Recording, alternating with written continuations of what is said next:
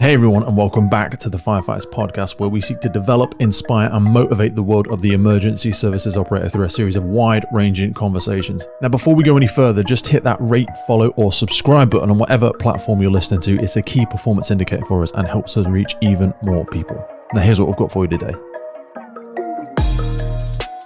The Scottish Fire and Rescue Service celebrated the 200th anniversary of the world's first municipal fire service on October 23rd, 2024 at St Giles Cathedral service, where Scottish Fire and Rescue Service hosted a commemorative service with the Princess Royal, Scottish Fire and Rescue Service staff, politicians and guests in attendance. The service and the Chief Officer led the rededication of the statue of James Braidwood, the first master of fire engines and the father of modern fire services. Braidwood's great-great-great-granddaughter, Diana Hamilton Jones, was also in attendance. Today's episode was recorded prior to this celebration alongside and guided by my good friend Mike Stachowicz AKA STACKO. So join us today as we journey back to the origins of organised firefighting in the UK, a journey that wouldn't be possible without the pioneering efforts of one man, James Braidwood. Often recognised as the father of modern firefighting, Braidwood founded the first municipal fire brigade in Edinburgh in the early 19th century, a visionary move that forever changed the way we approach fire control and rescue. This episode delves into Braidwood's revolutionary impact, from the unyielding dedication to the craft to the essential principles he established, which continue to guide firefighting even today. Known for his fearless leadership, Braidwood introduced rigorous training for firemen, as they were known at the time, stressing the importance of tackling fires from within buildings rather than simply dousing flames from the outside. He emphasises on pinpointing the fire's exact location, applying water efficiently and effectively, and managing airflow, as these became pillars of firefighting strategy. His approach turned chaotic firefighting scenes into coordinated, purposeful efforts to protect life and property. So join us as we reflect on Braidwood's contributions and explore how his teachings have echoed across generations, impacting techniques and safety measures still used today worldwide. We also discuss other major figures in firefighting history, including Paul Grimwood, whose innovations in air management and fire behaviour analysis have saved countless lives. Together, myself and Mike explore themes on bravery, innovation and resilience within firefighting, drawing comparisons between military strategies, lessons from past fire tragedies, and the importance of continuous learning.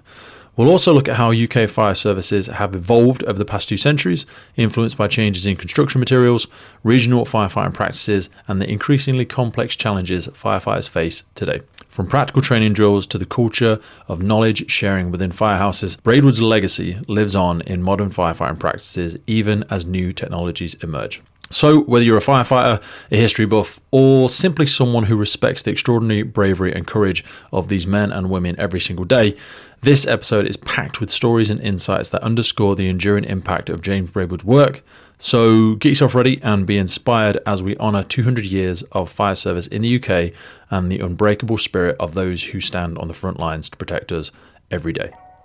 I'll see you on the other side. What are we talking about today, brother? Yeah, so today we're going to talk about bicentenary of UK fire service. So that means 200 years since James Braidwood created first municipal fire brigade in Edinburgh. And we're going to have our own Scottish celebrations here in Edinburgh at the end of October. And we will be glad to have James Braidwood's great-great-great-granddaughter with us. So it will be an amazing event. The main celebrations will be, I think, on the 23rd of October in St Giles Cathedral, and there will be some other events along that as well.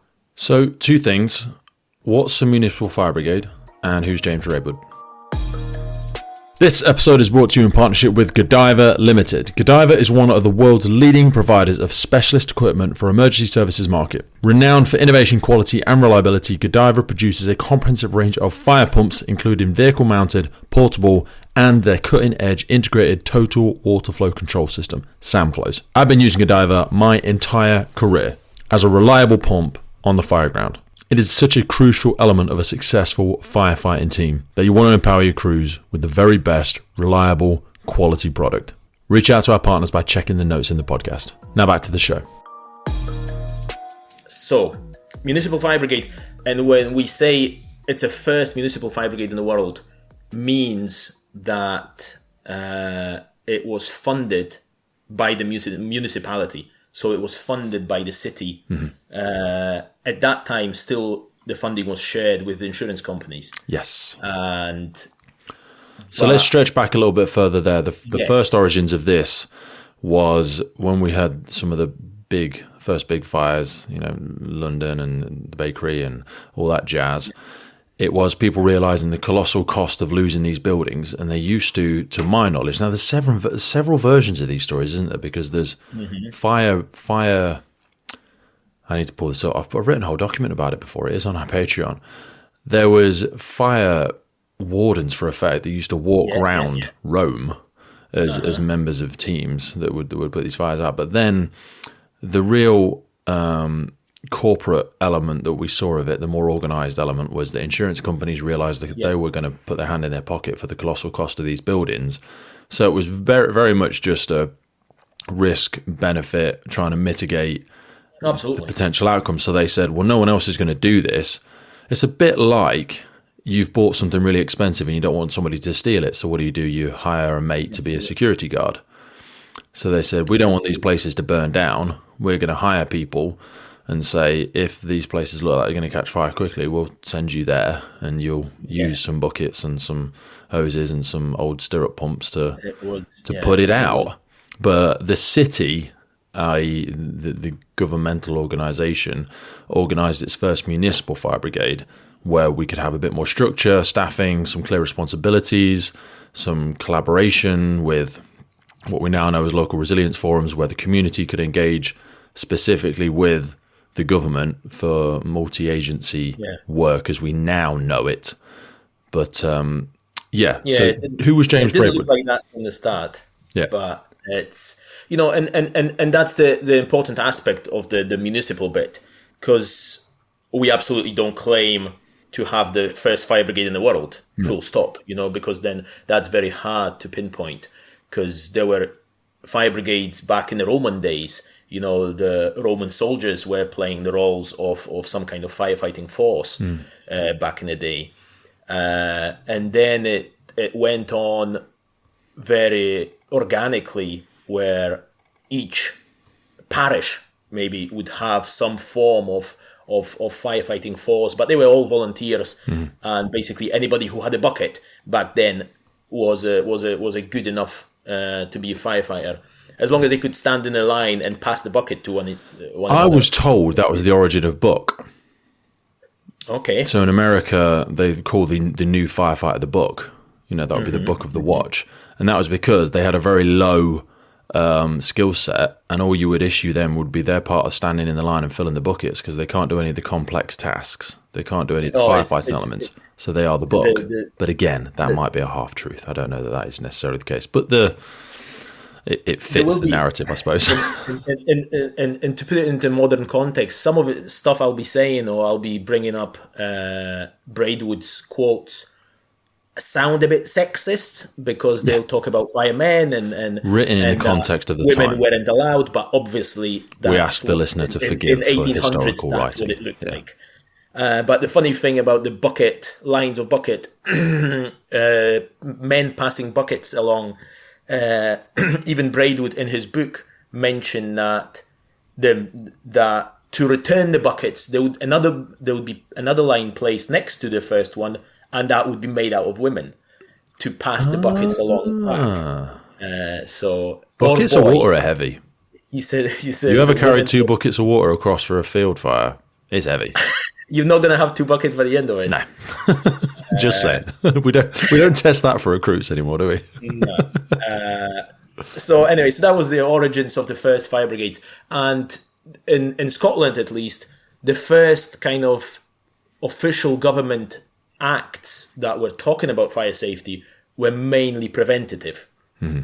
There was no provision to fighting fires, and there was no equipment for fighting fires. It was all to do with prevention. And I think the first Scottish Act that mentioned some fire precautions was in 1426, where it required people not to store hemp or straw or lint anywhere close to the naked fire. People selling such products were not allowed to use candles. Oh, and the naked flame was not allowed to be carried from house to house. It had to be a lantern. It had to be somehow enclosed. So the naked flame was never on the street. And after eventually it developed that after dark, people had to put their fires out. So the fire couldn't start when everybody's in bed and nobody's aware of its development. Yeah. And it's actually, funnily enough, that's where the word curfew came from. Because ultimately, in French, it came from French saying couvre-feu, means cover fire. So that's how what we know as curfew, because something is forbidden to happen during certain times. So you had to have your fires extinguished overnight, which people didn't like because it was very hard to then start them in the morning. Very hard to start them, yeah. So it wasn't the popular one. I suppose that's why we then started formally having people to go and light street lights and lamp, but I can't remember the actual name of the individual. I just found that that old document that I was talking about. So vigilant corps is what they used to refer to them as. In Roman times, they had over 500 slaves known as vigilant corps were dispatched every night throughout the city, keeping watch of fires and crime. They were given badges to identify them as guards who were tasked with killing runaway slaves as well. So there would be a bunch of slaves going around to put the fires out and there'd be people to stop them running away. But they did say that they... I saw a document a little while ago. They found some sort of portable water pump was found in the ruins of ancient Egypt. Nice. But then Augustus Caesar was over 2,000 years later when they had the 500 slaves. And they were just issued with buckets. As long as they had badges, it's okay. Absolutely. You have a badge and a clipboard, you will be astonished as to how many people just let you walk through barriers. Put a high vis on, you'll be right at home. Okay, carry on. So those were early days. There was a lot of prevention, or not a lot. I'm saying a lot. Initial thing was prevention, and don't let the fire take hold, because once it does, there was not a lot of things they could do. No. Basically run away. And so the first, actually, the act.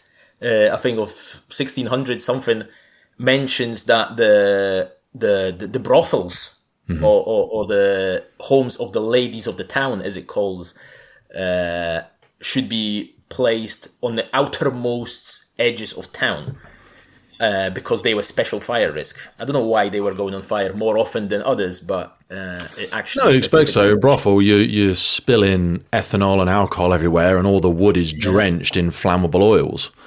I suppose by nature of the fact that they were near the ports, all of your boats where you were, transporting all of your oil and everything like that, they were naturally right near the water. So that was less of a concern for them. But brothels, like you say, advantageously, they'd want to put themselves in the city centre. But I imagine they only had to have a series of fires in those establishments, people that were under the influence of a variety of substances and snuff and alcohol. Just not paying attention. A problem enough that such an act mentioned it specifically. Yeah. So that's interesting. Love it. And then it was developing very slowly. Around 1680, the first water main was installed in Edinburgh. Okay. So you could say we had first hydrants. No, I'm not letting you have that, but you can say that if you want to.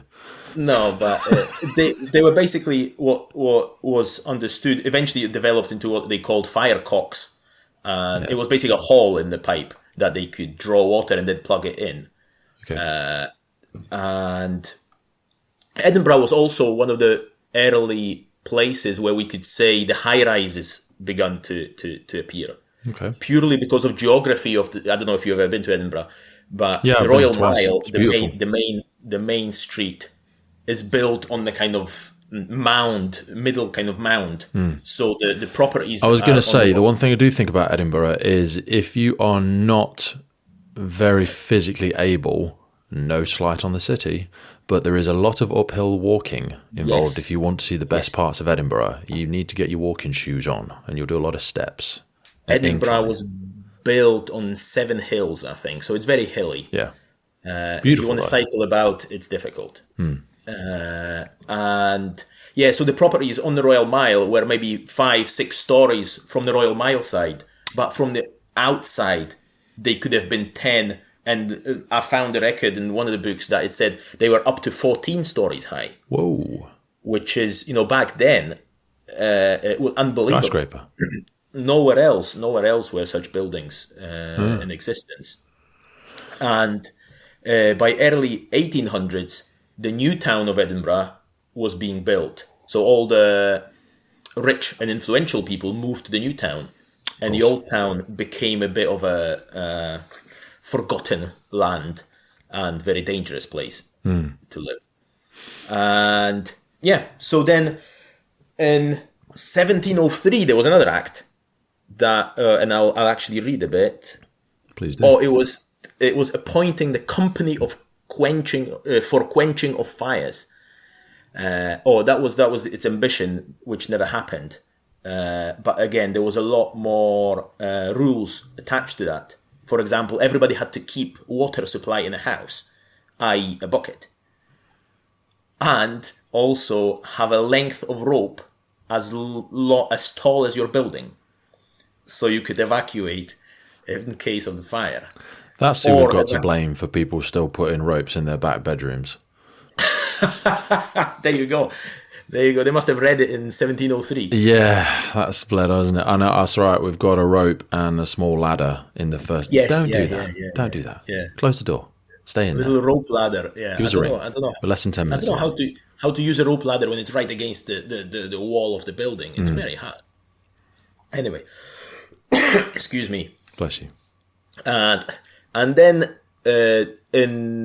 after the Great Fire of London, the 1666, the insurance fire brigades appeared. Yep. Initially in London, and then they spread all over the UK.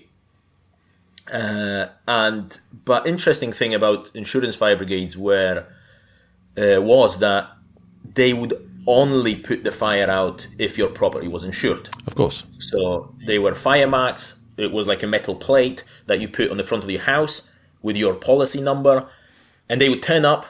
And again, they weren't professionals and they weren't trained. They were just men that would turn up, pull their engine or some form of... Initially, they had what they called fire squirts, which is like a big syringe. And they would fill it with water and just press the plunger and it would squirt some water. I've still got one. I'm sure you've got one. They're really nice. They're not very big. No, these ones were kind of like 4 feet. Yeah. Quite sizable Mine's things. 3 foot long, like really shiny brass engraved thing. Go. I don't have one. Oh, mate, you've got to get stuff like that. It's sad.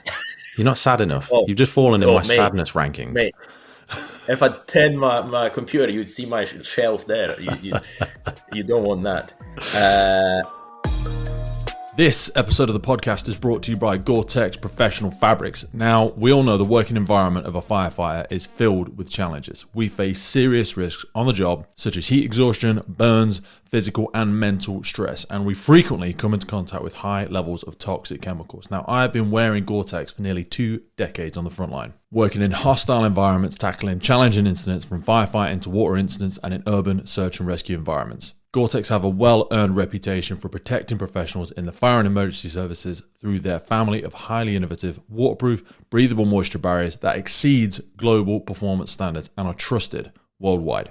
Gore-Tex, going further together. Yeah, so the insurance fire brigades weren't the solution. And very often, I don't know if you remember, there's a film called Gangs of New York. Yeah. With Daniel Day-Lewis. Incredibly violent. Leonardo DiCaprio, yes. And there is although that is happening in 1860s in New York, but that was obviously a bit later than we had it here. But that depicts the early fire brigades in New York. Because then they turn up, there's a house on fire and they both turn up. One, they had some kind of informant and he covers the hydrant with a barrel. So the other fire brigade couldn't use it because it was on the patch between two fire brigades. Nice. And then they both pitched up and they just started fighting with each other. Jesus. And that was very, very common. That if the property was insured by 2 insurers because somebody was wealthy enough, they would fight each other who's gonna put the fire out. Nice. Also, So not too dissimilar from regional working now. Yeah. Whose board are we going under? I'm not sure. Yeah. Let's talk about it for 5 minutes instead of putting the fire out. Yeah. You don't have these challenges up there. You're all theoretically working to the same thing now. But okay, so that was our first origin, because Braidwood was born around this time, wasn't he? He was born. Yeah, Braidwood was born 1800. 1800. Okay. Son of a builder. Love it. He was a builder. His dad was a carpenter and furniture maker, I think, and so he would have learned the trade from early on and knew the construction of the buildings and all that stuff. All the stuff that is actually quite helpful if you want to fight fires. Another thing about insurance fire brigades, sometimes they would turn up, and if your house was on fire but you didn't have a fire mark, they would then bargain with you if you want to buy a policy. Jesus. So that was another thing that maybe wasn't the best. And also, and again, that is depicted in Gangs of New York, that if somebody's house was on fire, it was a fair game to everybody and go and steal everything from it. Yeah. Because it's going to get burned anyway. So if you're brave enough to go into the house that is on fire and the owners aren't, then you can take whatever you want. Wow. So that's in the film as well. I think Leonardo DiCaprio goes in and steals some stuff. Anyway. So yeah, so the insurance fire brigade were not the answer, or at least not the full answer. Yeah. So then there was a big fire in Edinburgh. There was a spate of fires in Edinburgh in 1824. And then the city fathers and the police commissioners and superintendents decided that something has to be done. We have to have some kind of force standing by to deal with these things. And it's unclear how Braidwood got the job, but It says at the age of 23, he became a superintendent for the city fire engines. Yes, but from what I've read, it's not clear why he was chosen. Okay. His uncle was quite high up in one of the insurance fire brigades. So maybe that had some influence. Never what you know. Exactly. Although he obviously turned out to be quite a good suit for that position. So in 1824, that's when the first municipal fire brigade in the world was created, and it was called Edinburgh Fire Engine Establishment. A beautiful name. And the Braidwood himself was named, unlike in London when he was called superintendent, in Edinburgh he was called Master of Fire Engines, which is even better title. And it's funnily enough, we kept that tradition in Scotland, despite in England and Wales you always had fire chief officers or chief fire officers. We always had fire masters for years and years and years and years, which originated from masters of fire engine.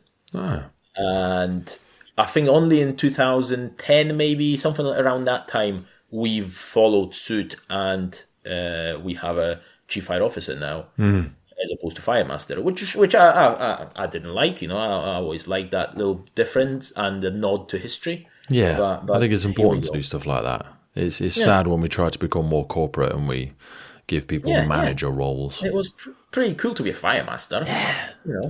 I would have gone for the job, but now I'm not interested. Not yet. He's still very young in the grand scheme of things. If I am a chief one day, I'll change it back to fire master. Just to add in a bit more layer of context, because I know it's challenging for both of us now, because we're also going to try and read from some of this at the same time. So just what they've got in the in one of the readings there from his memoirs. Within the first 3 weeks after receiving his appointment, a series of fires called the Great Fire of Edinburgh took place in the High Street, which destroyed some of the loftiest and most picturesque buildings. These fires burnt for several days and rendered between 400 and 500 families homeless, while 10 individuals were killed on the spot or subsequently died from injuries they had received. Such an introduction to the profession, of which he subsequently became a master, opened his eyes to the importance of his new calling, and therefore his best exertions were put and devoted to the noble object of preserving the lives and the property of his fellow creatures from the ravages of fire. So very, very grandiose introduction for him then. But he saw a very big fire in the early introductions of his job and thought, wow, we need to get a lot better at this. Yeah, I think majority of fires back then, if it wasn't caught very early on in its incipient stage, it would have developed into, all the furnishings were wooden, all the floors and joists, so there wasn't, and again, before Braidwood, there was very little interior firefighting. Yes. He started the trend and encouraging his men to go inside burning buildings. Mm-hmm. And again, he wasn't reckless. He would always make sure that there was at least 2 of them. Again, what we do today. Mm-hmm. And so he, and again, I will even bring up some quotes maybe in due course, where he talks about why he does that. But again, going back to the start, he divided the city into 4 districts. Each district got a fire station, and each fire station within the district was situated at the highest point within the district. So, because back then the fire engines, that was pre-horses, so the fire engines were pulled by men. Wow. So he knew that if he situates the fire station at the high ground, all the fires, or majority of them, will be downhill, so they could attend faster. And again, the firemen back then were kind of like retained today. Yeah. They weren't solely employed as firefighters. No. They still had their day jobs, but at sounding of alarm, they would run to their respective stations. And each fire stations had their own fire engine, and it was painted in 4 different colours. Nice. They were painted. So, and their helmets of each firefighter from wherever station were painted the same colour. So Braidwood at the incident could tell which engine they belonged to and where they're from. Which was, and again, that brings us nicely to today, and because that's where our watch names came from. Love it. Our, like in the States, they call their shifts shift ABC. Yeah. In Australia, they call them platoon 1, 2, 3, and we call them by colours because of that. The actual Braidwood's first colours were red, blue, green, grey, and yellow. So that was the first 4 that he came up with, and initially fire engines, obviously they were just hand pump fire engines, were operated by bystanders. Positive displacement pumps. Thank you. Yes, sorry. I'm playing with you. Silly me. So they were operated by any bystanders because it was an easy work, it was arduous work, but you didn't have to be a specialist. So they would be employed to use the pumps, and then firefighters would actually fight the fire. And any people employed to pump the pumps would receive some beer afterwards. So there was never short of volunteers to do that job. The local drunken, strongman just following the pump round. Absolutely. Just lumbering along, waiting for his beer. One of the interesting thing is that the first casualty or firefighter fatality in Edinburgh under Braidwood happened on Dundas Street, which is quite a steep street in Edinburgh, where the fire engine ran him over. I was about to ask this earlier because I know there was issue. Getting them started is easy, stopping them is the more difficult bit. Yes, and because they were always going downhill, they would gather some speed. They didn't have any brakes, and the only way to stop it was to put it perpendicular to a hill. Basically, do like a handbrake turn. Yeah. Which required some skill. So to achieve all that, Braidwood set out a training plan. So they were training once a week initially. Then it was changed to once a month at 4:00 in the morning. and mainly to allow the men to still do their day jobs and not interfere with that, but also to not interfere with the populace. You know, people were getting in their way, basically. Can't be running people over on their way to work just because of training. Exactly. But also he mentions in his book that there would also be often quarrels started between the firemen and the public, because the public would get splashed with water. Yeah. And then there would be arguments. So to avoid that, they were training at 4 a.m. I always used to think about how difficult it must be to get it back to the station. Like, what an absolute arseache that'd be. Because you're pushing this damn thing uphill, and it's a big steel pump. But then it didn't really matter because they had time. They had plenty. Still of time. bloody hard, Mike. Oh yeah. I don't. I wouldn't do it. Got to get to work. I'll get away early. Is all right if I don't help pushing it back to the station. Got to open the bakery, Mike. Customers are waiting. Back then, they were obviously paid. When they turned out, they were paid. Yeah. And there was a lot of work to be done after the fire as well, back in the station, to maintain the equipment, because the hoses were leather, riveted together.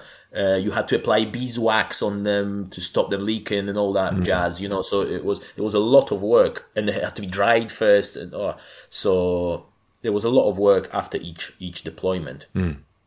And so mainly to start his brigade, he chose slaters, carpenters, and masons and smiths. That was his preferred trade recruits. And between 18 and 25 years old. And because he believed they will have good enough knowledge of building construction, they'll be used to working outside, so they'll be suited enough for his needs. However, later on in London, when and we'll get to that, in 1858, 74% of London fire establishment were ex-Royal Navy. So he really likened the Royal Navy element to it, the discipline of it. They were disciplined. I think a lot of that came from Massey Shaw's origins as well, wasn't it? So he probably had a tendency towards that.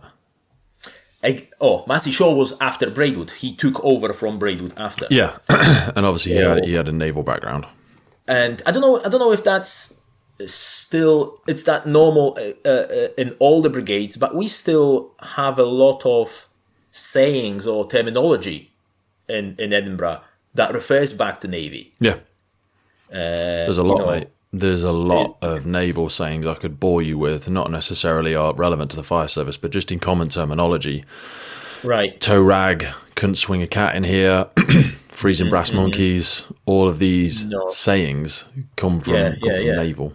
Oh, we still use all hands. All hands, yep. All hands. And that's all hands on deck kind of thing. It's our bedrooms in the stations are called billets. And that's, again, it's all stems from that period where Braidwood thought, although he mentions that the merchant navy were no good, but the Royal Navy were good. So okay, yeah, I would understand that. So it's not about sailors as such; it was about discipline. And so that developed pretty well. The city was very happy with him. He attended some good fires. They've done some good work. And then in 1830, he decided that there was nothing written about firefighting in English language. Because apparently he found some French books, but nothing was written in English language. Kind of what you've done with the podcast, I'd say. You've noted the gap in the market and went for it. I think it's a lofty lift to put me anywhere near those sorts of things. I've done a very micro level of it. Probably at the time he didn't think it was anything special either. Yeah, maybe. So he wrote a book with a very catchy title, and I've got it here. And it's called On the Construction of Fire Engines and Apparatus, the Training of Firemen and the Methods of Proceeding in Cases of Fire. Love it. And basically that book from 1830 became like a Bible of firefighting for the next 200 years and probably beyond, because it's got so many nuggets in it that are just timeless. Stood the test of time, yeah. And yeah, absolutely. I think a lot of that still sits in the Institute of Fire Engineers stuff, especially when it comes to elements of construction. Yeah, a lot of the old literature and even a lot of the diagrams, to be honest, are especially things around. I don't think we ever rewrote anything about roofs, So whenever you see stuff in there about the different variations of roofs, a lot of that comes from Victorian times, and that's where a lot of that's written. Yeah. Oh, so hopefully someday somebody will write new fire service manuals, but I don't know. I think the political reply would be you should refer to National Operational Guidance, Michael. Yeah, of course, which I do often. So I'll give you a few quotes from his book that picture what he was about and how he trained his firemen and what he expected of them. Mm-hmm. So, for example, I've got a quote here that talks about why he decided that it was necessary to send people inside the burning buildings, which was never done before. And it was quite funny because early on, people up to 1800s, people still believed that a big fire in the city was some kind of punishment from the god, that they weren't celebrating Sabbath enough or whatever. So it was still very hard to convince them that they are mainly responsible. The human error element of it. So he says many people object to going inside a building on fire on account of danger. It ought never to be forgotten, however, that the danger increases with the delay, and that although at first there may be no danger, if the opportunity is not promptly seized, it may become very considerable. Which is basically our speed of attack. Yeah. If we don't go and seize that initial opportunity to put some water on the fire, the occasion might be gone by then. You have a shrinking window from turnout. Absolutely. Always. That speed of attack, Absolutely. quick information gather, early interaction with the room of origin. That's where, and that's where the more complexity we build into things, the more we shrink that window. Absolutely. And there is a similar one on that subject. And he says, a bucket of water properly applied is generally of more value than 100 will be half an hour afterwards. God damn it. Water application 101. Yeah. You don't need much water if the fire is still small. Yeah. But obviously, he coined that dependency, which is probably his biggest quote that everybody says about air to influence of air on the fire. Okay. And he briefed his firemen and police, because there was a lot more police or wardens in the city than there was firefighters. So police was always at scene first, because they were just walking the beat, and they would notice something or somebody would bring it up to their attention. So he briefed everybody to, as soon as they get there, to close the building down, to close all the doors and windows, unless there are rescues to be made. Yeah. So, because he knew that the fire increases in proportion to the air available, and well, because of the easy old extinguishing methods is you would just put a little cup over a candle. You wouldn't actually put it out. You just suffocate it. Exactly. You don't have to you don't have to carry a little squirty pen of water when you want to go and put your candles out in your house. People would just have a little tea light suffocator, and that's how we would dampen something down and put it out. Collapse the triangle as we know it. Yeah, and it was obviously he never backed it with any science, but he just knew experimentally that these are the things that are required to deal with the fire. And I think his most famous quote is, "The door should be kept shut while the water is being brought, and the air excluded as much as possible, as the fire burns exactly in proportions to the quantity of air which it receives." Beautiful. And that's, you couldn't put it better. You could not put it better. And we're talking 200 years ago. Yeah. And the guy, nobody taught him. He worked it out. Yeah. Which is unbelievable. Yeah.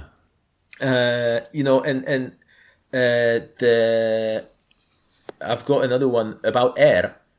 If anyone get upstairs, he should shut all the doors and windows as close to the fire as possible, which greatly retards the progress of the flame and gives more time for any after exertions in extinguishing them.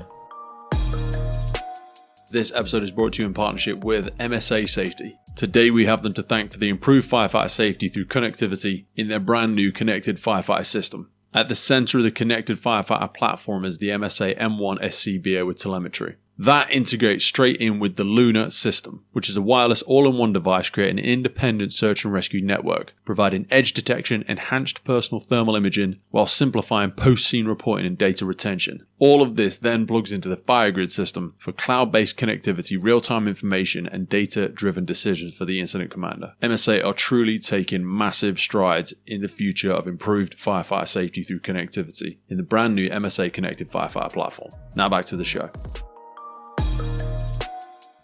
So that's technically still what the Americans do, isn't it? So they will send in, there are people that don't know, they have their truckies and then they have their engine crew. The truckies will go in first.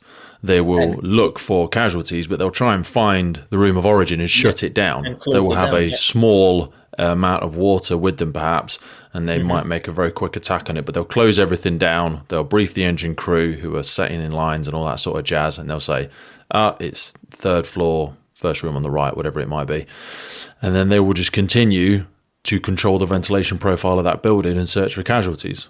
But that shutting it down early is something we just have a great fear of going in without theoretically an exhaustive amount of water. So we wait to secure water and get everything out and all that sort of jazz. I'm not saying what we're doing is inherently wrong, but the danger that's present at that point is safe for you with your highly complex garments and your BA and everything like that.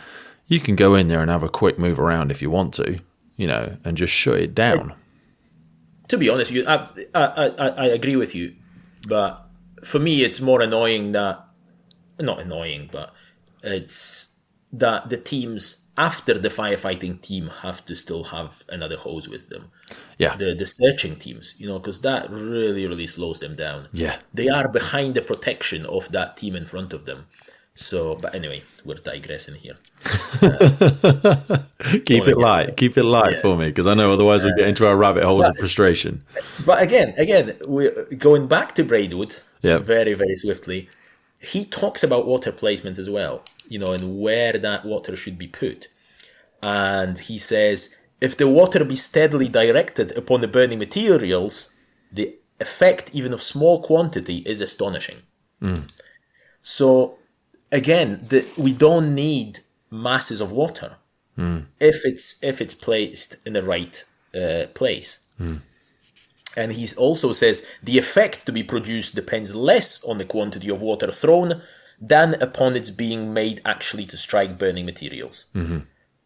Hence his earlier, notice of stopping throwing water in from the outside. Exactly. He wanted his firefighters to get in there very, very early when the risk was significantly lower to make that direct attack. Absolutely.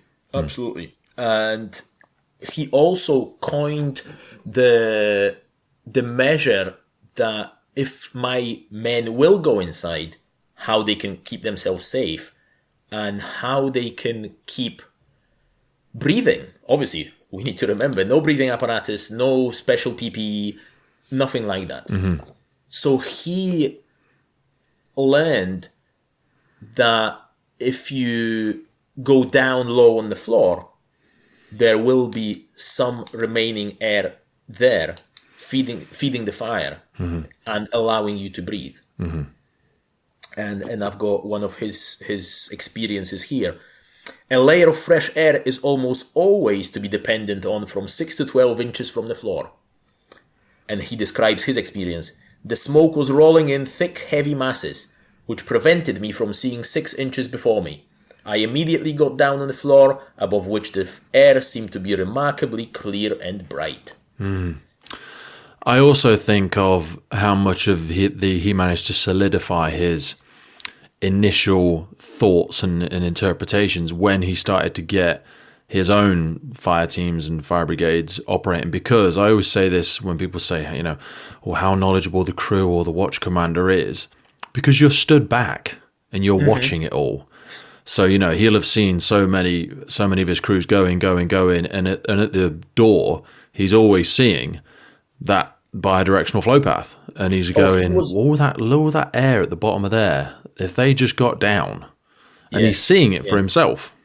He was very much involved firsthand in a lot of firefighting. He got injured quite a few times because he would be going in with his crews. To assess, to help, to assist with rescues. So he wasn't just a theorist. He experienced all of that, and thus he could put it on in the book, which is, probably at the time he did not realize that this gonna become what it is now. You know, that we are still learning from it 200 years later. And also, he talked about applying the water from outside, which was always done thing. But you know that when UL a few years ago done a study on transitional attack or exterior attack, as some people prefer to call it, you know, their findings were that the branch, it should be solid stream and it should be pointed as steeply as possible into the ceiling or a window ledge to spread the water as much. So solid stream to reduce air entrainment, highest angle possible for that dissipation of water across the ceiling. That's what we're talking about. Well, the old Jimmy here knew that as well, without UL. Oh, Jimmy. So he says, the branch should be pointed against the window nearly in perpendicular direction. Water striking the lintel and falling all around inside of the window will soon extinguish the fire at that point. There we go. You know, and we, when the UL study came out, we were all like, wow, you know, this is how we should be doing this. Yeah. You know, because before we just stood there and firing into the window and probably hitting the back walls. From across the street, yeah. Yeah. But if only we went back a bit, then Braidwood knew that, and he told us about it. But at some point during the history, it got kind of lost in translation somewhere. And he was also very aware, and what we were talking about Americans and how they keep fighting fires, they talk a lot about surface cooling. Yep. So we talk about gas cooling, they talk about surface cooling, which in turn cools the gases. And again, Braidwood knew all about that. And he says, no part of water is lost. That which does not strike burning materials falls within the house, and by soaking those parts on which it falls, prevents them from burning when flames approach them. You know, so if you cool stuff along the way, it's not gonna ignite. So it's exactly what and I don't want to say Americans do, because there is a lot of variation in America as well. But there is a lot of that's basically what they're working towards. I don't think you need to do it from the front door. So people's objections will be when they see the videos and they're doing a big, you know, rounded approach, or they're doing their figure of eights and it's going all over the water, all over the walls. They're just using that as a training exercise for when they get into or close to that room of origin. We're not saying do that from the front door and just start plastering everybody's lounge. But, you know, as soon as you get into that hallway and room of origin, that circular movement, straight cone, you know, washing all of the walls as you go and pushing everything back, all of that brings down the heat capacity of those externals, which is going to stop them reaching that thermal capacity and becoming, you know, active and pushing all that heat against you again. Absolutely. And it's funny because he he talks in one of his books about different approaches, about the approach they have in Paris Fire Brigade, because Paris was military fire brigade and still is. And significantly fitter than us. Yes. As a general metric, significantly. Yes. But yeah, they are like top apex predators They when are. it comes to Oh my god. targeting fire. It's fine. Yeah, it's a long story there. But generally their career in the fire service is very, very short. Yeah. Their peak physical condition, and they didn't move as military does to a different unit or different branch of the military. Mm-hmm. So maybe at some point they come back in the managerial or command role.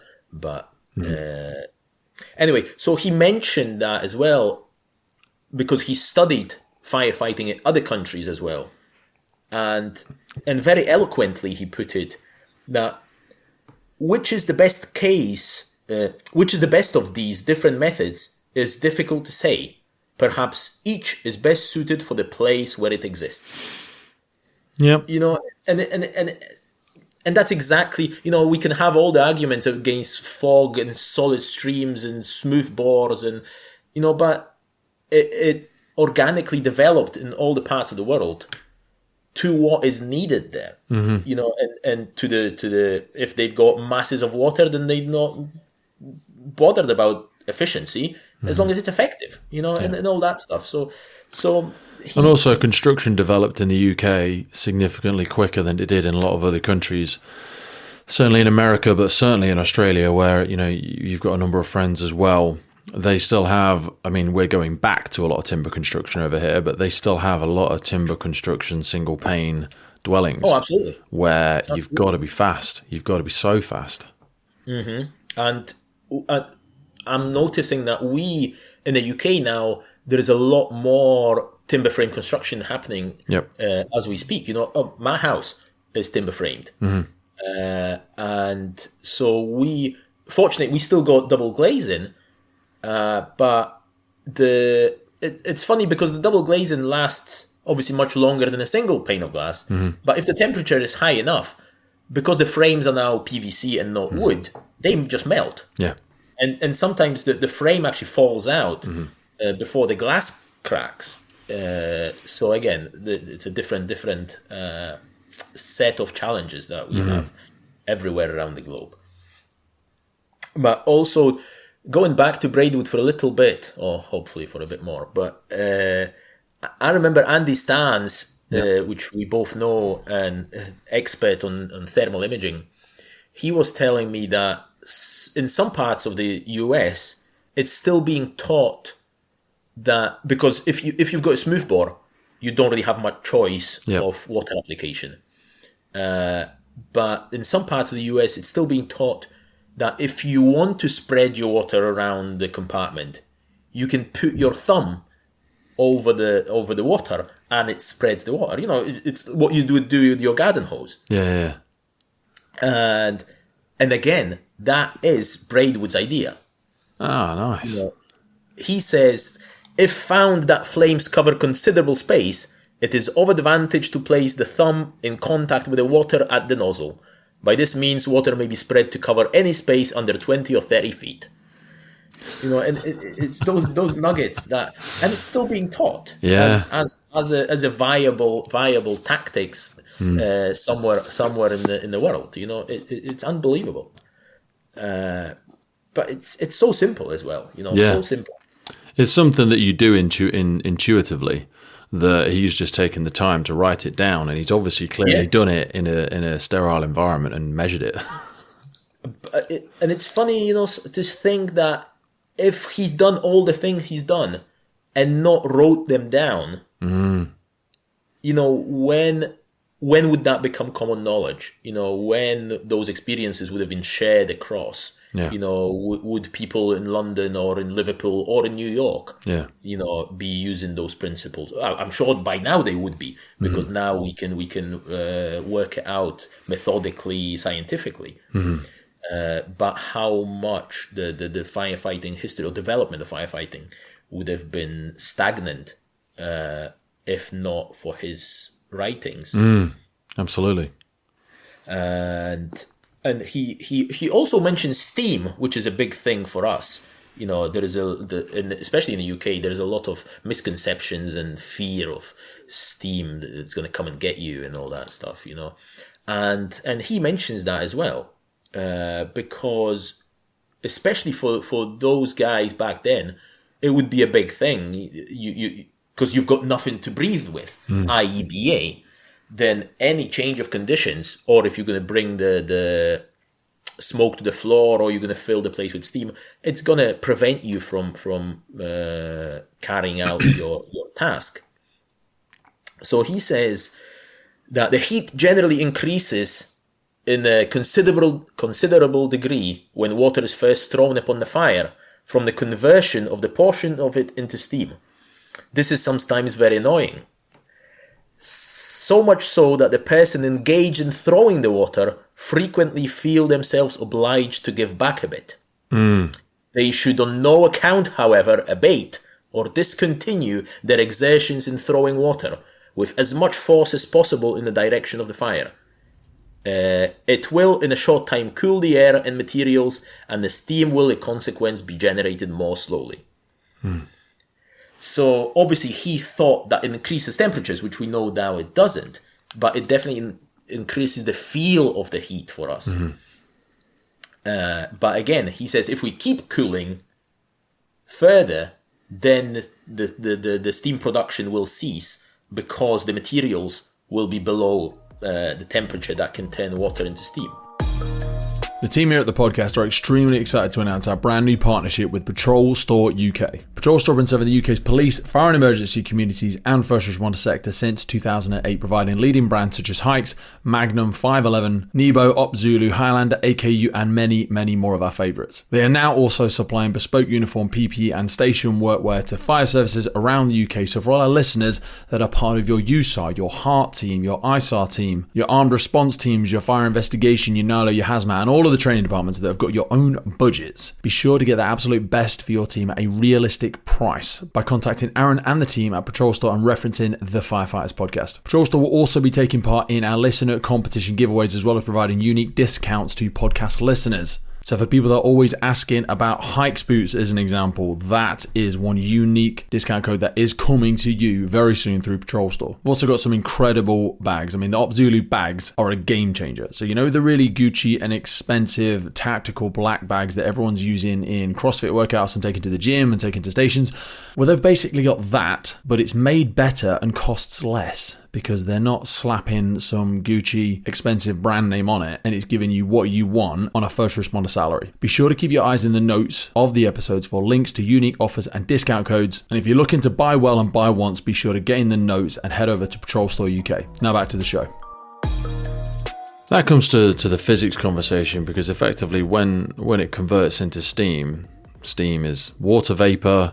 Water vapor, requires more space in a compartment than air does. So ultimately, you're increasing the pressure within that environment. And if you echo back to, I think it's Boyle's law, isn't it? If you increase the pressure, the temperature will have that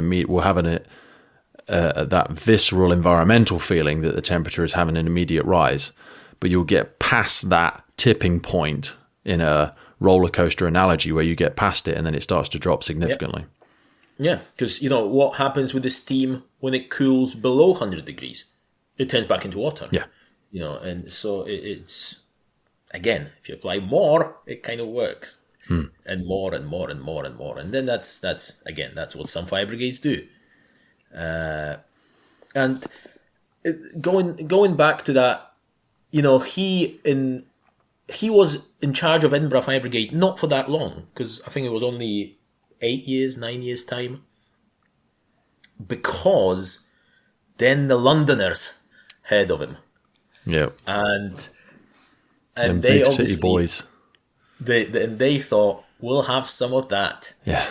Because they were struggling themselves with, and in London there was maybe not hundreds but tens of different insurance fire brigades. There was at least 20 or 30 of them. And they all had their fire brigades of different competency and equipment. And there was a lot of places which would have their own fire protection teams, like large manufacturing sites, again, churches, army barracks would have their own fire engines. But again, it was all untrained people operating them.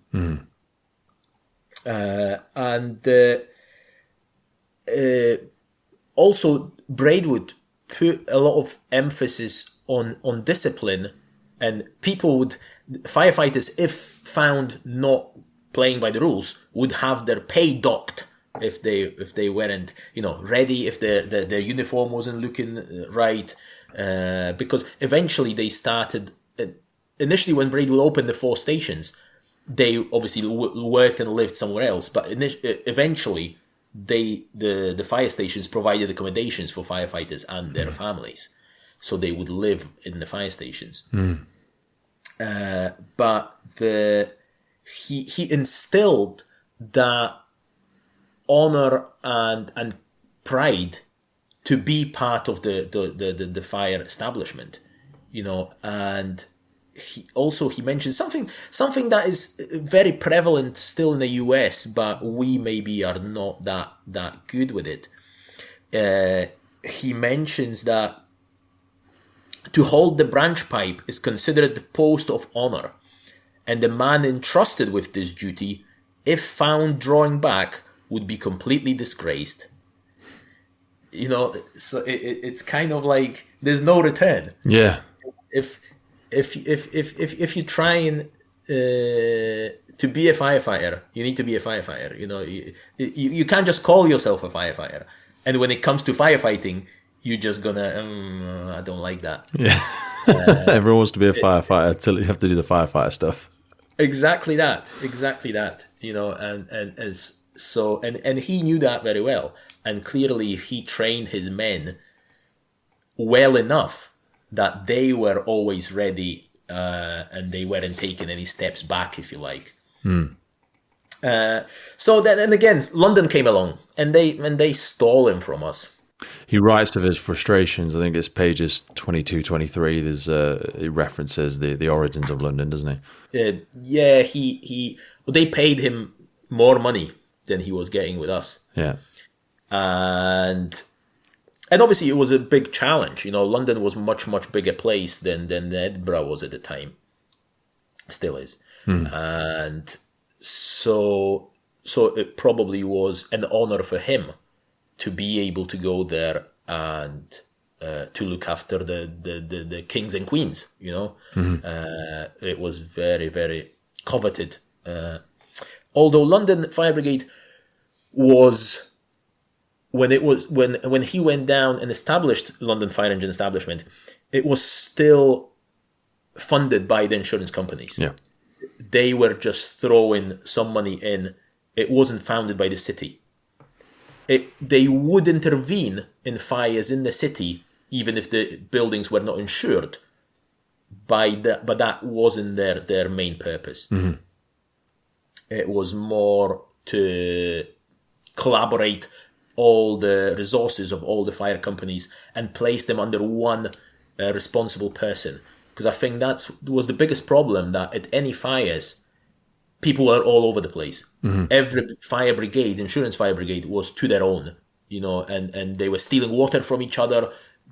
Ones would draw water from the main somewhere, and then the other ones would draw it before that, so they could steal their water and all that stuff, to make themselves look really good.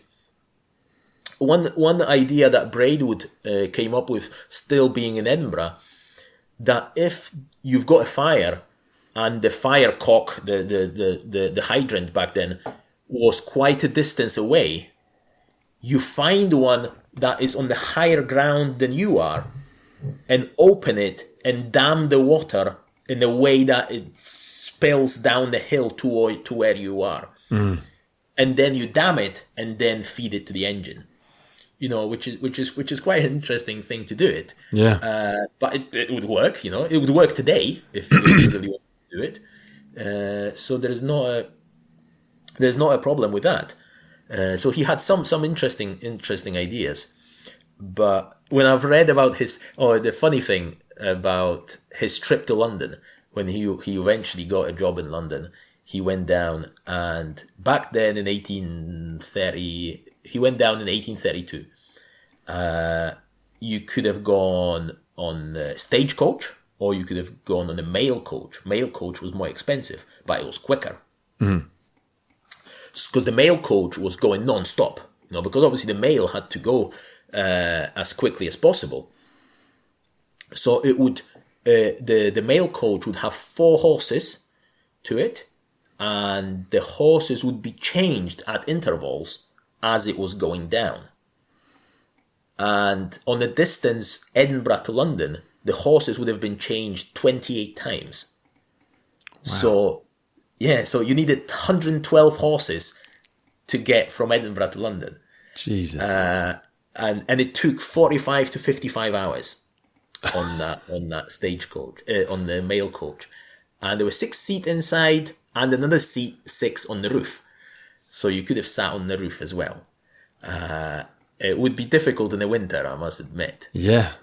But that was still preferable option to a stagecoach, which, as the name suggests, was doing it in stages. They would stop, rest the horses, the guy in charge, the driver would rest, and then they would keep going. So the stagecoach was cheaper, and that was taking 5 days to get to London.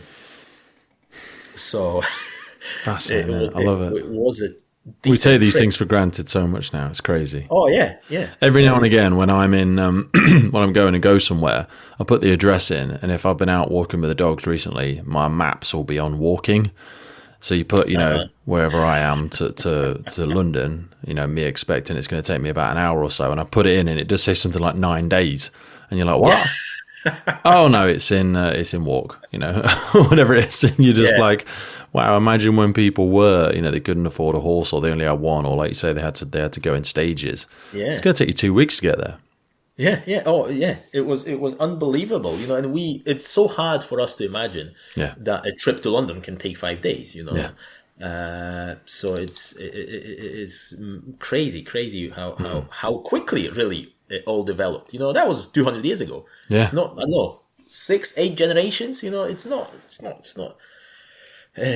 that long ago. No.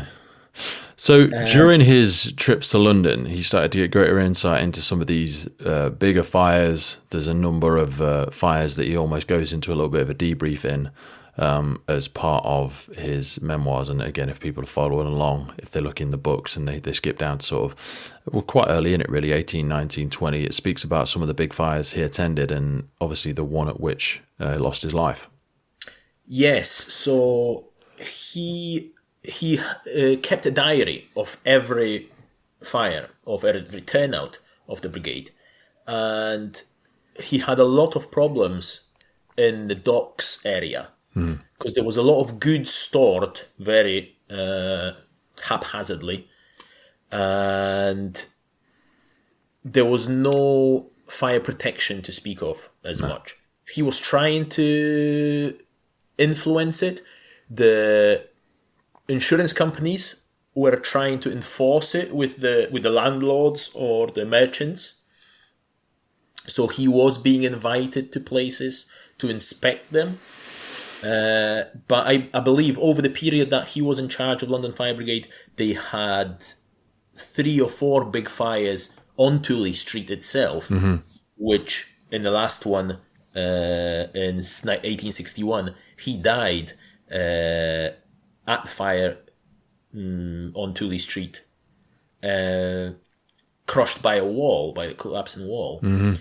And at that fire and many others, because as you mentioned before, there was a lot of in those warehouses there'll be large quantities of rum, fats, and other flammable liquids that would all run into the Thames and then set the Thames on fire. Yeah. So then that would in turn set ships on fire and all that stuff. So the ships had to be spaced in a way that if one burns, the other one doesn't catch fire from it. But if the water was on fire, then they had a problem. and on that, during that fire that he died, all the ships from the vicinity had to be moved further downriver to prevent them from getting burned down. So he actually, before his death, not long before his death, I think a couple of years, maybe 3, 4, 5 years, he introduced first steam fire engines to London Fire Brigade, which, because up to that point they were all hand pumps, and by then they were already pulled by horses and not firemen, but they weren't steam yet. And then when he wasn't that keen on steam, because he believed it was too heavy, the engine itself was too heavy and too difficult to pull along, and it was taking a long time to get it going, to build up pressure before it could get to work. But eventually the steam was developing so fast that he couldn't stand in the way of development, and he yielded to it. And I think 1860, I think, the first steam ground steam fire engines, because he had them. London back then had London Fire Brigade, or London Fire Establishment, had fire float, which would be like fire boat now, and they had the steam fire engine initially trialed on that, and so during those dock fires and warehouses, they could put water straight from the Thames using those fire floats, into which were really, really good apparently. In one of the books he mentions that it was throwing water. They had 2 of them, and it was throwing 12 tons of water a minute. That's 12,000 litres a minute. Our pumps are maybe 2,000 litres a minute. So they were definitely a lot more efficient than people hand pumping. So then, unfortunately, he died at Tooley Street. Ever heard the quote that true leaders are readers? Well, we believe this is true. Listeners often ask where we go to keep our finger on the pulse of what's happening in the sector globally. So there are a few key publications which I encourage you to go check out. Now, if you're looking for insights on disaster management, fire protection and firefighting, for us, we go to Asia Pacific Fire Magazine. And when you're looking for the latest on the Middle East fire protection industry and fire services, it's Gulf Fire Magazine. And our quarterly check-in is with International Firefighter Magazine, reporting to municipal, industrial and fire training professionals. Now, next up, and widely accepted to be the global voice for passive and active fire protection, this is a good one. It's International Fire Protection Magazine. And finally, and perhaps the most relevant to our predominantly UK audience, I'd strongly suggest subscribing to UK Fire Magazine, reporting to the United Kingdom fire protection industry and fire services. We're really excited to announce that after a long-standing relationship and mutual respect, we've now partnered with MDM Publishing, who bring you all of these essential publications. Because in a world of change, the learners shall inherit the earth, while the learned shall find themselves perfectly suited for a world that no longer exists. Eric Hoffer said that, and I believe he was right. So keep growing, keep learning, and keep yourself in the know and at the cutting edge of what's happening globally by dropping into the notes. And as a gift from the podcast, you can actually subscribe to any of these publications for free using the link in our notes. Now back to the show. We'll go into that one a little bit here. I'm going to attempt a short read from it. So within the document, people can skip down. And again, I think it's page 23 where it speaks about the specifics of this one. So it was the Great Fire of Cotton's Wharf, Tooley Street. This broke out on Saturday, June 22nd, 1861. Continued to burn for more than a fortnight, consuming shovels and other large warehouses, and in all upwards of 2 million worth of property. The fire is believed to have originated in spontaneous combustion of hemp, of which upwards of 1,000 tons were consumed, together with 3,000 tons of sugar, 500 tons of saltpeter, nearly 5,000 tons of rice, 18,000 bales of cotton, 10,000 casks of tallow, 1,100 tons of jute, and an immense quantity of tea, spices, etc., besides many other descriptions of goods. Although discovered in broad daylight and before the flames had made a considerable headway, the want of the ready supply of water and the fact that the iron doors in the division walls between the several warehouses had been left open, taken into connection with the extremely combustible nature of the materials, soon rendered hopeless all chance of saving the buildings and the property. Mr. Braidwood was upon the spot very soon after the alarm had been given, and nearly the whole available force of the fire engine establishment was summoned to his command. He appears to have once foreseen that the fire would be one of no ordinary magnitude, and that the utmost that could be done would be to prevent it extending widely over the adjoining properties. The floating fire engines, as you've already referenced, had been got to bear upon the flames, and the men in charge of the branch pipes were, after 2 hours of work, already suffering greatly from the intense heat. When their chief went to give them the word of encouragement, several minor explosions of the casks and tallows of oil had been heard, but it was understood that the saltpetre stored at the wharf was in the buildings not yet alight. No alarm was then left as to the walls falling in. At the moment, however, while Mr. Braidwood was discharging this, his last act of kindness to his men, a loud report was heard, and the lofty wall behind him toppled and fell, burying him in the ruins. Yeah, that's how it happened. What a shit way to go. Yeah. Or you're just going to go and do a welfare check, rotation of crews. Yeah. Bang. It was very glorious way for him to go. It was in his post of duty. The firefighters then, hours and hours later, because it was still burning, dug his body out from the rubble, and they took his tunic buttons and they shared it among them as a kind of little memento. And his epaulets from that uniform are still in London Fire Brigade Museum. And so he, and then very, very quickly, his funeral was the most attended event in London, apart from coronation, in those days. So because he was very liked, the brigade was very held in high regard among the people, because it kind of worked without fear or favor. It was putting out fires, even of the people that weren't insured. So they were very, very popular and beloved among the people of London. So for his funeral, there was a massive, massive turnout.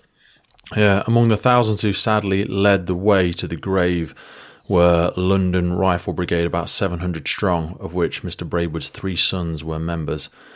The 7th Tower Hamlets and other rifle corps, upwards of 1,000 constables and Metropolitan Police Force, besides nearly 400 members of the City Police, the superintendents and men of various companies, the secretary and the conductors, and the band of the Royal Society of the Protection of Life for the Fire Brigade, a large number of private fire brigades, and members of London Fire Brigade establishment all attended. Yeah, what an event! What an event! But it shows that he was much, much respected and much loved person within his community. And why we're still talking about him today. Exactly that. And he he worked very closely with other agencies, you can say, with police, with the army. And actually, one of his ways of dealing with bigger fires, and he mentions it in his book, and why he needed the collaboration of the police or army from time to time, is to get gunpowder. And it was when he says, when fire is likely to extend to other buildings, the communication should be immediately cut off by pulling down the building next to that one on fire. Early fire breaks. Yeah, absolutely. So they could actually, if it was just wooden structure, they could pull it with ropes. Or if it was substantial, they needed gunpowder to basically blow somebody's place up to stop the fire spreading along the, let's say, a row of tenements. Yeah. So it was unlucky if it was your house. The needs of the many outweigh the needs of the few or the one. Absolutely. You've got to put the brake in and sort of lose the battle to win the war, if you know what I mean. And there are also, a lot of things that what Braidwood advocated are maybe not as usable today as they were back then. And I'll give you a couple of examples.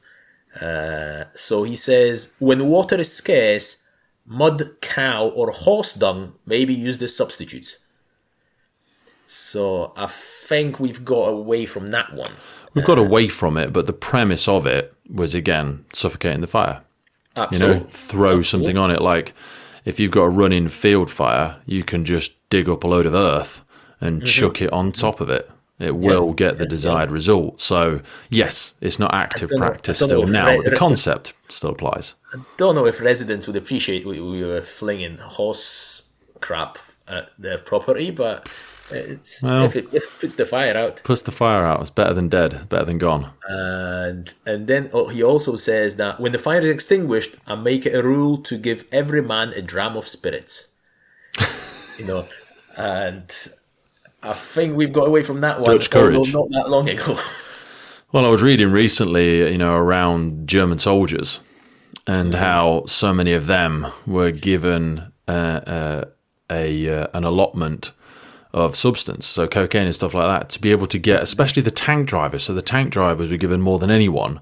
Okay. And to allow them to drive through the night, they were given amphetamines and types of cocaine and stuff like that to charge across certain countries through the dead of night to be able to get ahead of the enemy. And that's how it started to build this sort of vision of these immensely driven, devils that worked for the Nazi Party, were able to do these ungodly things because they were all on drugs. Yeah. Do you know what I mean? That's what they were given. And also there's arguments for, you give people that Dutch courage and it allows them to dissipate their reality, to do things that are, and you see that in loads of things, horrible dictators giving children drugs to pick up arms and go. So there's lots of variations of it. And I think some of our highest performing members of the military are still probably encouraged to take things that heighten their acuity, and how a sniper can sit on a post for 18 hours straight. They're not doing that off drive. I think they've got something else flowing through the veins. There's only so far caffeine can take you, I think. Oh yeah, maybe. My words, not yours.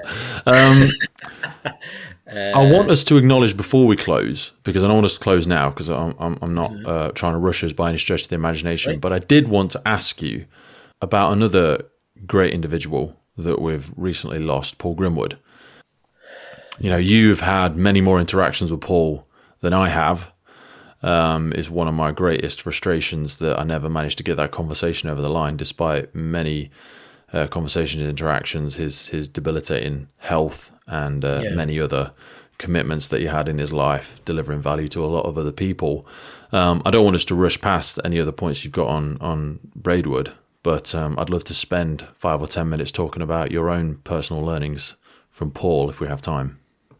It's been a very, very sad event, and I was really, really upset when I heard the news of Paul's passing, and I come across Paul online and somebody mentioning his name, many years ago. Yeah, and and somebody mentioned that he's from the UK, and obviously it was somebody foreign, and I thought, I never heard of this guy, and that person was addressing him with a lot of respect. Yeah. And I thought, how can I have not heard about this person? And then I've done my own research, and suddenly, all this world opened up before me, that all these books and articles, and I'm thinking, wow, what a man. And then I started reading Euro Firefighter. Yeah. And there was a point in the book where I actually couldn't understand. Oh no, I've noticed what I presumed was a mistake, and I thought, that's not right. It cannot be right. It was just numbers, It was some kind of numbers, and it seemed linear to some point, and then it was going slightly strange. And I was thinking, I'm who am I to tell Paul Grimwood that? But I thought, oh, why not? So I've emailed him, and we had a brilliant conversation, and he said, oh, I'll actually look it up in my books that I referenced it from, and then he said, oh yeah, it is a mistake, it is a mistake in the table of the numbers, and from then on, we kind of corresponded quite regularly, or whenever I had a question, obviously, I would definitely refer to him. And he also put me in touch with people like John McDonough, and it was just, Paul always had time for everybody. I thought I was special, that he's got time for me, but then I've seen all those people when the news of his passing surfaced, all those people paying tributes to him and saying exactly same things as I did, and relaying the same stories as I had, and now I don't understand where he had time for all of this, to converse with all those people. Everyone seems to be able to say, oh, I remember I spoke to him for like 2 hours and then I got him on a Teams call with my watch, and you're like, when was this man doing this? Yes. And but it also made you feel like you were the only one who was getting. He made people feel special. He made people feel listened to and heard. Absolutely. And I remember he would get in touch after maybe I came back from Belgium with Louis White first time, and he got in touch, and we were talking about some things we've done in Belgium, and it was amazing. And then me and Louis arranged a Teams meeting again with him, and we were talking about it. He always had time. He was always willing to learn as well, not just to preach. Yeah. And he would always say, "Oh, let's learn together, and let's discuss this." He was such an amazing, and I am gutted that I've never met him personally. Yeah. I went down to London a couple of years ago for a high-rise conference where he was supposed to present, but last minute, due to his health deteriorating, he had to cancel, and I was gutted because that was my only opportunity to actually meet him personally. But no, I am devastated, and I think it's a massive loss to the UK fire service and the global firefighting community in general. And he transformed the way we fight fires. He introduced Swedish model to the UK along with John Taylor. So basically, majority of what we do today is due to Paul's influence. So I don't think we'll see another one like him. No, I don't think we do. But I also say to people, and I always say it with respect to those that have passed before us, but I say less impressed, more involved, because we can talk ad nauseum and give respect to those that have come before us, Braidwood, Grimwood, many, many others. Who's going to do it next? It's not a competition. It's not to one-up them. You haven't got to write 10 books, whatever your communication style is. But don't rest on the laurels of those that have come before you, like you did in that early reference there. Have the confidence to say, well, we've learnt this something different now, and have the gumption to present that and help us continue to innovate and evolve and develop our knowledge to try and at least keep pace with the rest of the world. I'd love to see, and it's part of the group that you and I are part of. I always try and say to people in there, step forward, let's hear the information from those great individuals. And there's still so many of them, many that you and I have never met and are working tirelessly in their own services and brigades and in their private time to try and develop themselves and those around them.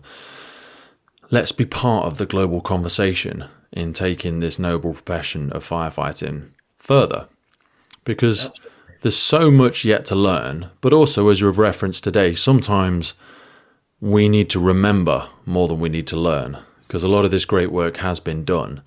And that's why, I'm thankful for you, saying about coming on and sharing your knowledge and awareness and so much more of the research than you've done, far more than me, about Braidwood and the great many conversations you've had with Paul that I've not had to the extent and depth that I'm sure you have. We've got to make sure we don't forget these things, and we've got to drag them kicking and screaming into the future and hold them up against our current knowledge and awareness to say, what do we want to take forward with us, and what do we feel comfortable to say, okay, we're not going to carry around a bucket of horse manure because they're probably going to need that anymore. But let's not throw the baby out with the bathwater. There's so much of that knowledge is still applicable today. If you're a regular listener to the podcast, then chances are you are big into your own personal development and the development of firefighters around you. So I wanted to remind you of our mobile app Drill Book. This is a free training and development resources made by firefighters for firefighters. Heading onto Drillbook, you will find incident debriefs, radio messages, knots and lines, quick reference guides, quizzes every single day. We've got useful links to the ERG, to Web Rescue, to JESU, Euro Rescue, 10-second triage, National Operational Guidance, and not to mention our daily quizzes where you will find questions on extrication, casualty handling, breathing apparatus, fire development, water rescue, rope rescue, you name it. It is the go-to resource if you've got a spare 5 minutes on the firehouse to develop yourself and those around you. Not only that, if you're looking to get into the fire service, we've got advice on there on interview questions, interview answers. You can build your own questioning in there. And again, remember, this is built by firefighters for firefighters, so you can add your own drills in there. You can pick the drills that you find the most favorite. There is literally hundreds of training ideas, hundreds of drills in there. Remember, this app is absolutely free and it grows every single day down to the contributions of our thousands and thousands of users. It's freely available on Android, Apple, and you will find it in the links for this podcast. Remember, it's called personal development. The clue's in the name. You've got to work twice as hard on yourself as you do on the job. So always be growing, always be developing. Now let's get back to the show. Yeah, and I think, you know, we as much as we are admiring and greatly appreciating everybody who's been before us and how we benefited from their knowledge. Yeah. Somebody's got to keep doing this. Yeah. You know, it's not like we've completed the fire service. You know, we've done it, right? So Paul Grimwood done it. It's done. You know, we've got nothing else to do. There is still millions of things to learn, to investigate, to change, you know, and because I think we do them a disservice as well when we say, "Oh, it was easy for Paul," and I said this on a recent episode. It's not easy. He came in at 18 in London Fire Brigade. No one cared about what he had to say. I'm not interested. You know nothing. Get back in your box. So when we speak to our instructors now, people in that group, and they're like, well, I'm only so-and-so from wherever. Doesn't matter. Yeah.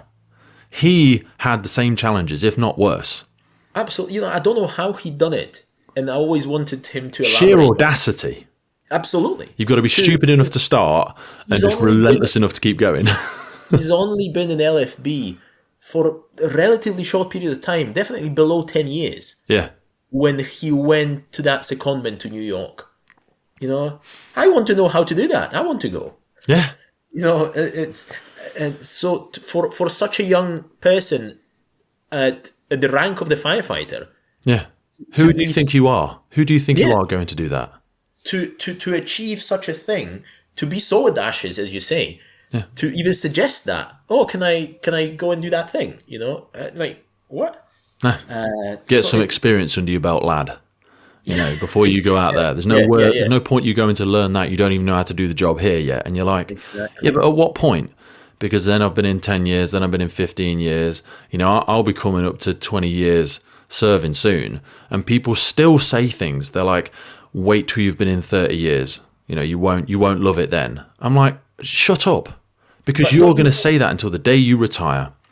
You never got your teeth into it. You never felt ready. You never thought it was your turn to start stepping in and changing things. Not changing for the sake of change, but you've got to go before you think you're ready, because you'll never be ready. Yeah. And Fire Brigade is a funny place, you know, where I was at the Women in the Fire Service event in Glasgow recently, in Scotland. And there was a girl there, I think she was a fire cadet. Mm-hmm. Or some youth volunteer scheme, I think it's called. Okay. And she was asking me, she was asking a female firefighter that was with me there how long she's been in, and she said, she's been in 5 years, and the young girl said, that's quite long. And then I thought to myself that in any other profession, if you're working in the office or anywhere, if you've been in 5 years, that's like, that's an experienced person. You know, if you've been 10 years, you know this place inside out. Yeah, You run But it. in the fire, if you've been in the fire brigade for 10 years, somebody will tell you, "Oh yeah, you've been in 5 minutes." What do you know? Yeah. It's completely meaningless. We're so steeped in heritage and tradition for many great reasons, but also don't allow them to act as a barrier, because I say that there's so many people that have done 35 years of a copy and paste career, never dared to question things, never dared to step up and change things. It's the way it's always been done. And I've talked about going kind of very swiftly round to Braidwood again. Yeah. At IFIW in Spain, I talked about this stuff, and I alluded to some of the things that we've done. We've been doing great things that Braidwood advocated, but also there is times where we need to say this doesn't work anymore, and somebody has to step forward and put that head above the parapet and say, with greatest of respect, I don't think this works anymore. With the modern environment building tactics equipment, we need to look at this. I'm not saying I've got the solution, but we need to look at this. And it's similarly an example I've given in Spain was, do you guys haul lengths of hose aloft on the outside of the building? In doing drills. You climb up. Somebody climbs up the ladder, drops the rope, then somebody else ties their round 10, 2.5 hitches, whatever they tie, rolling hitch, pulling to whatever left or right, and then it's hauled aloft. And I was thinking to myself sometimes, I've never done that operationally. No. I've hauled the hose reel aloft maybe a couple of times. Yeah. But it's so crucial that sometimes it's included in our trainee firefighters when they go in through their stages. It's part of the safe to ride competency. Yeah. Yeah, and that drill is sometimes part of that. So how crucial it is that they know how to do it. And I was thinking, why is it such a crucial part of it? Why do we need to do this? And then Braidwood came in and answered that question for me. And he says, when a hose has been carried up the interior of the common stair, the risk of damage from people carrying out their furniture is so great that the hoses unfrequently burst, almost as soon as the engine has begun to play. If the hose be carried up to the floor of the fire by the outside, the risk of damage is comparatively small. Yeah. So I'm not saying we do it because Braidwood told us to do it. Yeah. But there is something to it that we go our ways of doing things. We're a proud service. And sometimes we are blindsided to something that we kept doing and doing, even basic drills, hose drills. Get one line of hose to work. I need 4 people to do that. To make one line of hose to get to work. Is that going to happen in an incident? No. If I've got 4 people, usually it's me and another 3. Yeah. So clearly I can't do it already. But when I'm turning up, I want 2 of them to start putting their sets on, 1 of them to find me a hydrant. I will probably do a 360. So maybe I'll have 1 person to do that. Yeah. So I know the drills are important to maintain some kind of discipline and structure. But then surely we can do that whilst practicing something that is actually going to be useful at a real incident. As opposed to doing something for the sake of doing it. Yeah. This is how we make up a line of hose, or deploy a line of hose. And then you will never do it again like that. Yeah.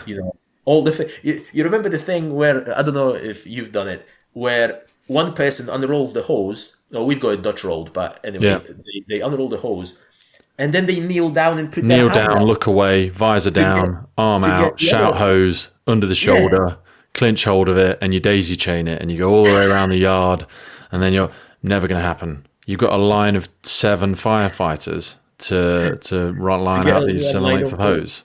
Yeah. Never. Yeah. Oh, Yeah. it's If someone hilarious. sees you drop a knee at the end of a length of hose, put your arm out to the side, they will leave you there the whole incident shouting hose. You crack on, son. All right. Or you're going to get a big boot to your backside. Yeah. Someone saying, what the flipping hell are you doing? Get up and go and get 2 more lengths. Sorry, I was waiting for my other operator. No one else is coming. I've told you it's 9 lengths to the hydrant. Get the hydrant put in. Yeah. But again, it's like, we mentioned Massey Shaw, and definitely in his books, drills look exactly like that. Yeah, drill by numbers. Yeah.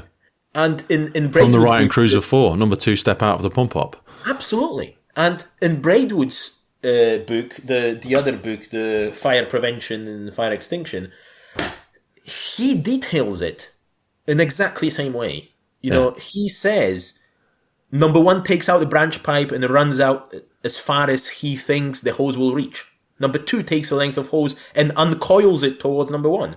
Number 3 attaches the hose to the engine. Number 4 takes out another hose, couples it to the former length, and then uncoils. Number 5 opens the firecock door and attaches the hose, which number 6 uncoils.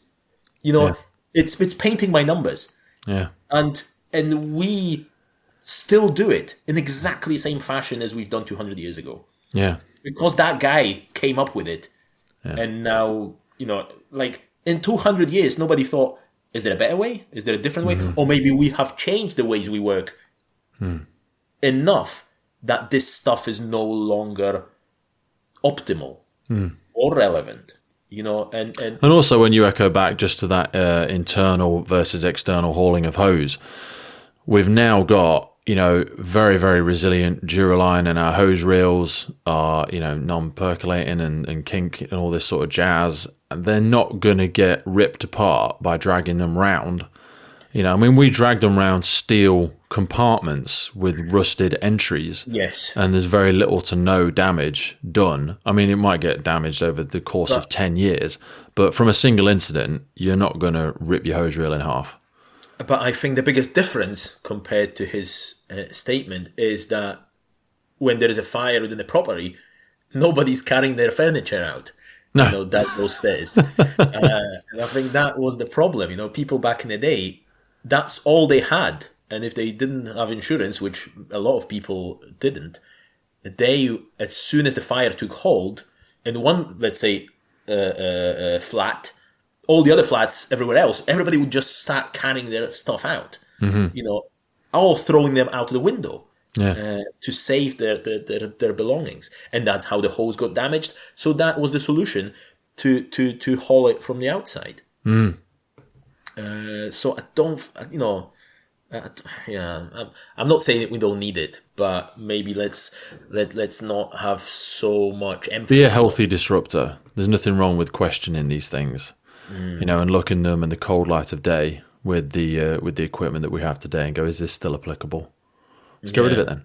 You could just do a frequency map of skill sets used most commonly on the fireground and use that as all of your prior to safe to ride elements, because we never used to do elements of road traffic collisions prior to our safe to ride. And we'd say, well, someone can do first aid, but they can't do any of the extrication, so they'll be safe to ride. But then you say, but if they're going to be doing casualty care at a road traffic collision, then they're already going to be within that risk area. So they do need to be aware of all of the other risks of the vehicle, because they're operating within my safe system of work. So we can't just say, let them do trauma care and nothing else and just put them in the scene. And we're like, no, part of someone's safe to ride is they're going to be fully involved as a member of crew of 4 in that road traffic collision. So that's probably more relevant than their ability to tie a bloody running bowline that they're never going to use. And you know, in that position, they become that extrication buddy, which the Exit Project talks about so much. So they need to have understanding what is happening around them, because they need to convey that to the casualty. When the casualty goes, "What was that bang?" and they go, "I don't know. Somebody competent did that. I don't know. Scared me as well. Scary, wasn't it? Hell of a bang. I'm not sure. It might be on fire. I don't know." They're using some big scissors things on it. But just so you know, your SPO2 is fine. What the fuck? Awesome, brother. Absolutely love that. We've gone for a good hour and a half plus there. Are there any final thoughts we want to leave in the ears of the listener? I know there's a million things listening back to this. You'll go, I wish we'd have spoken about other. I wish we'd have spoken about that. I will leave you with another Braidwood quote. Please do. To close this. And I think it's the very good one to leave the listeners with. And it goes like this. Fire is both a powerful and insidious enemy, and those whose business it is to attack it will best succeed when they have become skillful and experienced in the use of their arms. Beautiful. So, mic drop. Mic drop. Literally from Mike. Get into the detail, folks. From old Jimbo. Don't just listen to this and keep it to yourself. Don't be selfish. Share it with the people around you. Drop it in the WhatsApp group. There's 2 links below. They are free. Mike doesn't get any money from them. I don't get any money from them. Share them with somebody. Skip down, find a passage that's useful to you. Clip it, crop it, put it on your station wall. It's easier to ask for forgiveness than permission. You know, just print these things off at your fire station without asking. Leave it on the station watch table. See if somebody picks it up. You know, don't worry about Death by a Thousand Worlds. Just print 1 or 2 pages of these books and highlight something in it. Pass it around. Ask people what they think that means. Put some big quotes on the wall. Yeah, put them on the wall. Drop them in the WhatsApp group. You know, laminate them, stick them on the back of the fire engine until some pointless manager doesn't understand it and asks you to remove it. Okay, don't worry about it. But these are useful things to have conversations about. Unpack them one evening around the watchroom table. Go, what the bloody hell was Mike on about? He kept mentioning this guy Grimwood. He kept mentioning this study. He said the Swedish method. I don't even know what that is. Well, get into the detail. I always say it's not your resources, it's your resourcefulness, because the resources have never been so freely accessible in the beautiful world of the internet. That is amazing, you lays know, itself before us. Amazing what you can learn from the back of your sofa, basically. You know, like it's you know, for the first few years that I kind of dived into this pool of self-development and extra learning, you know, I didn't go abroad and didn't go to IFIW, and it all was limited to books and to social media, and then it all just very organically developed from there. You know, suddenly you get to speak to people that you only dreamed of speaking before, like Paul Grimwood, you know, and then you suddenly call in those people your friends, you know, and then suddenly somebody says, oh, just pop over here and we'll do something together, you know. On Saturday I'm going to Poland and for other things, but I've one of the guys who was at IFIW there mentioned, oh, would you mind while you're there to do a little workshop with my guys on station that day? And I was like, okay, you know, and it just happens, you know, and people are lovely and they will always be helpful to you.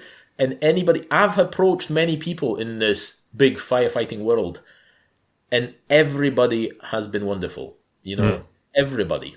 Not one person ever said, oh, I don't have time for that, or didn't respond to my email. You know, it's so go out there, get on the computer, write stuff, send it to somebody, talk to them. What do you think about this? Am I talking rubbish here, or is there something to it? You know, honestly, it's a never-ending thing, you know, and unfortunately, you'll get lost in it, but it's a great place to be. Final little thing, what do you think to the group of eternal students that you're rapidly being introduced to in this firefighting group that you and Dave and Lewis and everyone's been contributing to, and the 700 messages that's in there every day? What's going on there? What do you think of it? Is it good? I love it. Misguided? And it's your fault, obviously, No, I'm not. I'll take the blame, but I don't want to take the credit. And my fault, because as Dave recently mentioned on your podcast, that it all started with me being on your podcast and mentioning, oh, it would be nice to have something like that, and then Dave took it on and run with it, and now I'm very optimistic about it. We've got resources coming out of our ears, you know, and stuff that I thought. I've got all the documents in the world here. I've got, I'm pretty good with that. And my hard disk drive thing is full of PDFs of interesting, and then somebody throws in something on there that is like, wow, how did I not have that?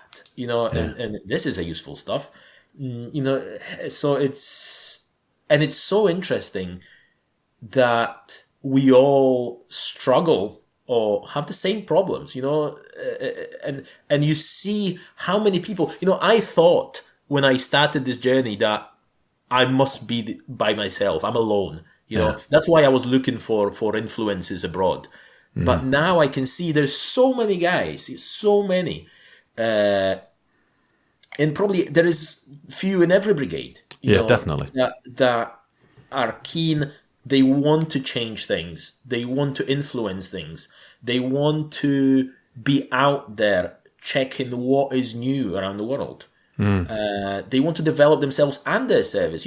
I always say that there's no point of me going to all these places around the world and keeping that knowledge to myself. It's pointless. I have to pass it on, because then otherwise that money that I've maybe paid for it is wasted. Yeah. Because I can't go to every fire in the world.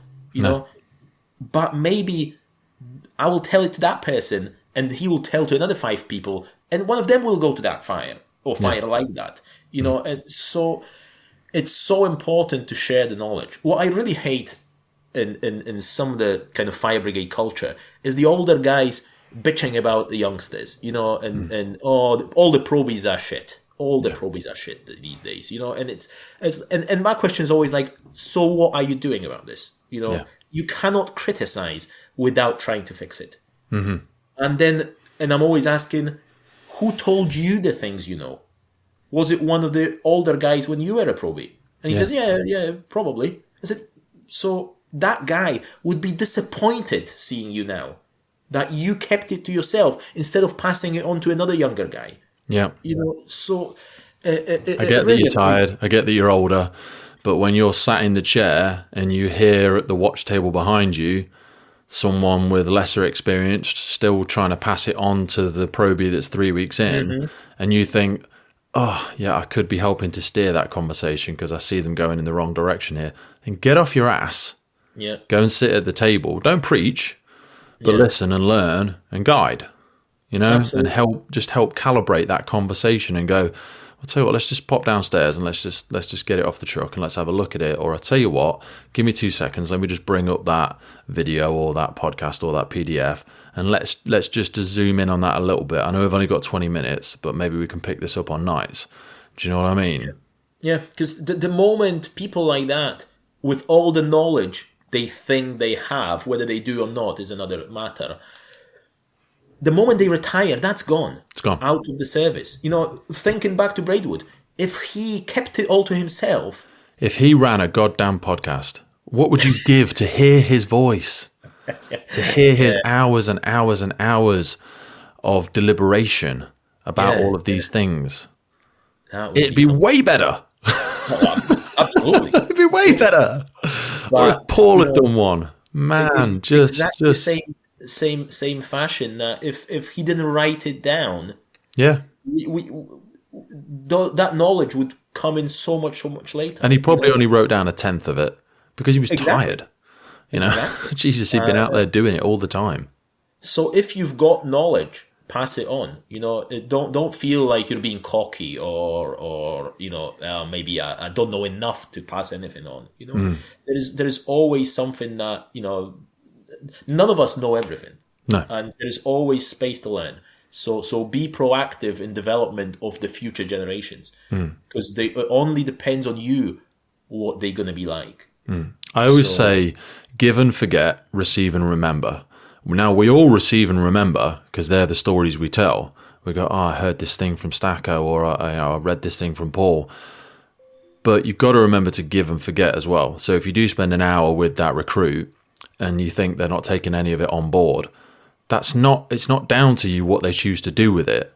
But you will know that you made an effort. You will know that you gave all of what you had at that moment in time. And if they forget it, then they forget it. And if you've got to tell them again in 3 weeks' time, then whatever. Mm-hmm. But give and forget, receive and remember, because that's what we've just got to keep doing. Brilliant. Love it, mate. Thank you so much for your time today. I love you lots. I hope we have copious amounts more conversations, because there's a million things that we could fold and unpack. What we're trying to do, which I think we did a little bit better today, is we're trying to make it in a narrow bandwidth of something for people to take away. So we touched a lot into Grimwood today. We touched a lot into Braidwood today.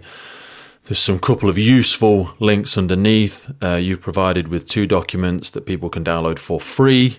And my hope that you and I are going to get into a little bit more of a slipstream of, I might just give you that overwhelming responsibility of just putting stuff out for free in these little links, and we'll try and come up with some sort of relationship, because you're a lot better at articulating in a written form exactly what people take away from each document. So we may or may not do that in the future. But until next time, brother, thank you for all of your love and support and guidance, and you educating me behind the scenes. Remember, everybody, it all started in Edinburgh.